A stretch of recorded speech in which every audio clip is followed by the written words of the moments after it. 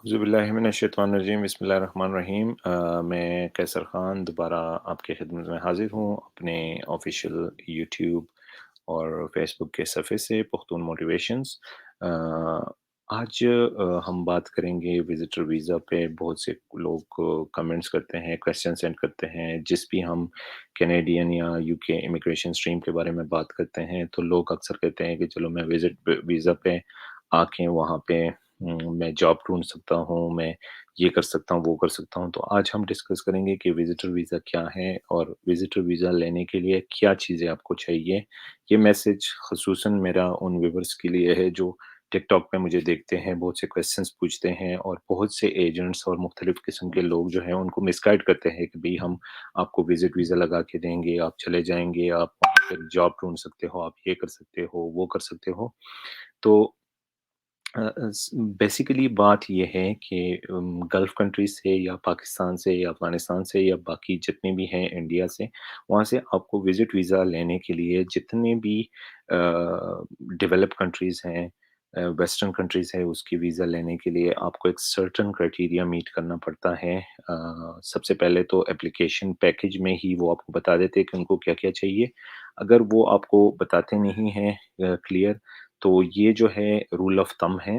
अ, ये चीज़ें आपकी चेक होती है, उस बेस पे आपको विज़िटर वीज़ा अलाउड होता है। हर एक मुल्क जो है, बार-बार मैं लाइव पे भी कहता हूँ अपने टिकटॉक पे कि हर एक एम्बेसी या हर एक कंट्री चाहती है कि उनके मुल्क में टूरिस्ट आएँ, घूमने-फिरने के लिए आएँ, वो होटल में रहें, वो वहाँ पे शॉपिंग करें, वहाँ पे खाना-पीना करें, इससे हर एक इकॉनमी को फ़ायदा होता है। टूरिस्ट से हर एक कंट्री जो है उसकी इकॉनमी को फ़ायदा होता है। जैसे दुबई में बहुत ज़्यादा टूरिज़्म है, तो दुबई जो है वो टूरिस्ट कंट्री है, वो एप्रिशिएट करती है कि टूरिस्ट आएँ। इसी तरह यूके, ऑस्ट्रेलिया हो गया, कनाडा हो गया, यूएसए या शेंजन कंट्रीज़ हैं, ये भी चाहते हैं कि उनके टूरिस्ट आएँ, लेकिन वो सिर्फ़ वीज़ा में इसलिए सख्ती करते हैं कि वो मेक श्योर करना चाहते हैं कि जो बंदा घूमने-फिरने के लिए आ रहा है, क्या वो बंदा जो है वो एक मख़सूस टाइम फ्रेम का जिसका वीज़ा आपको इश्यू होता है, उसके बाद ये मुल्क छोड़ देगा, निकल जाएगा या ये यहीं पे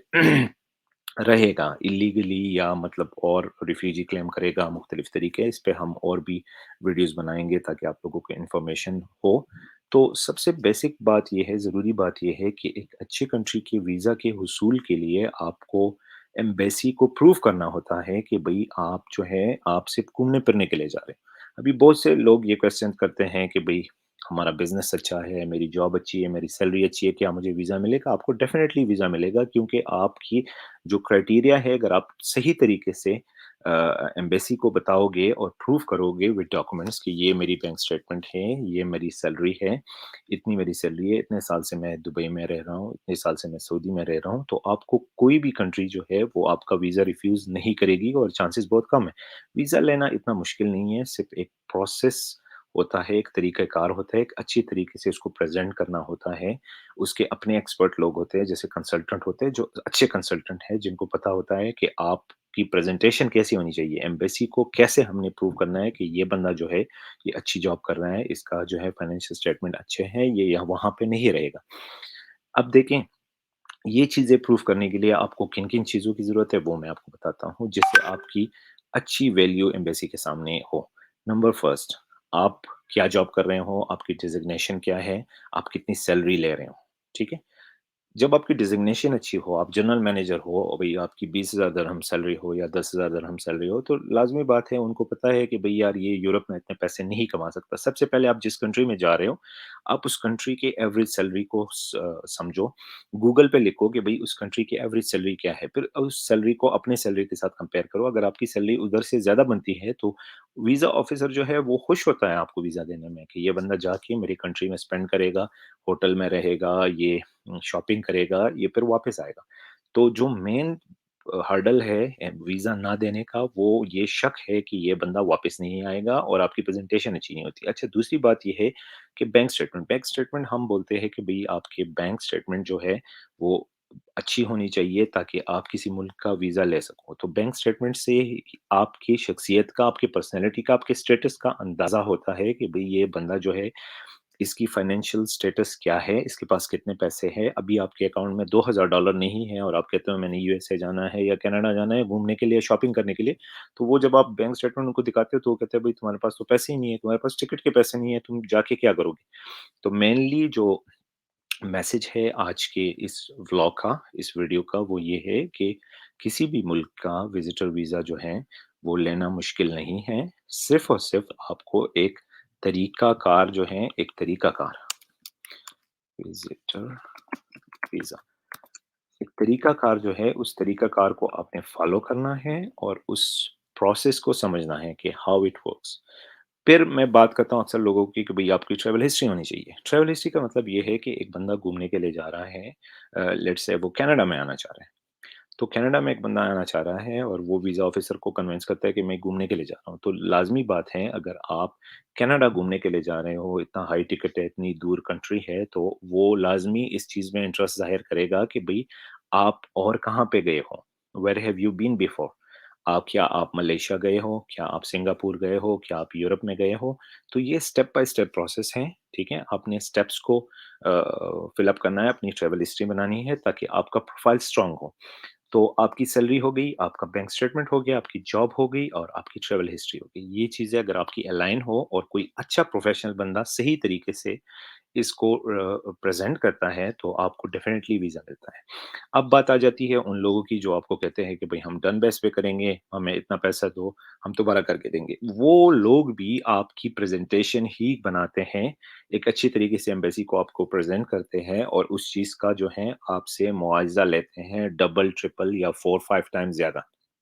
मैं आपको बार-बार बोलता हूँ, इन एम्बेसीज़ की इतनी अच्छी फ़ीस नहीं है। एक अच्छी कंसल्टेंसी फ़र्म से रुजू करें, जो आपको ट्रैवल इंश्योरेंस बना के दे, होटल बुकिंग बना के दे, फ्लाइट इटिनरी बना के दे, आपका फ़ॉर्म सही तरीके से फ़िल करे, आपकी प्रेज़ेंटेशन अच्छी करे।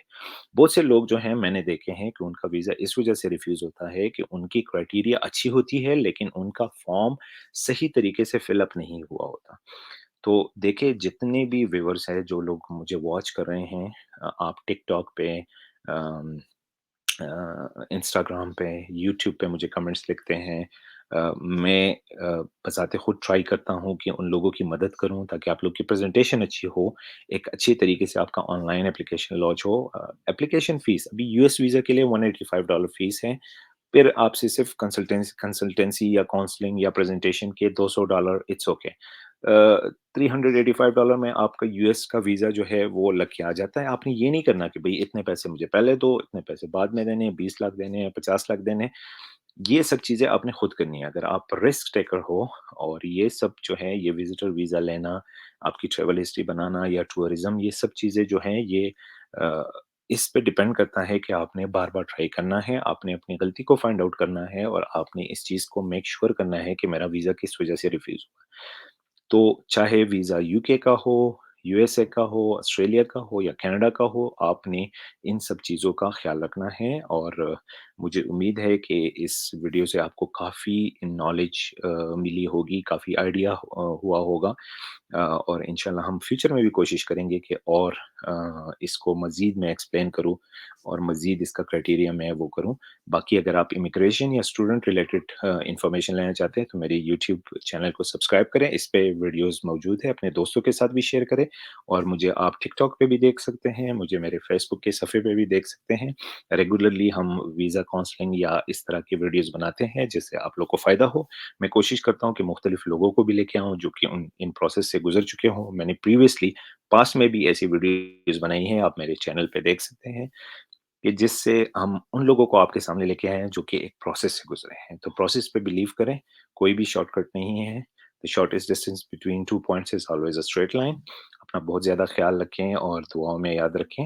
अपने भाई कैसर अहमद को इजाज़त दें और आइंदा नेक्स्ट व्लॉग में किसी और इन्फॉर्मेशन के साथ मिलेंगे। अल्लाह हाफ़िज़।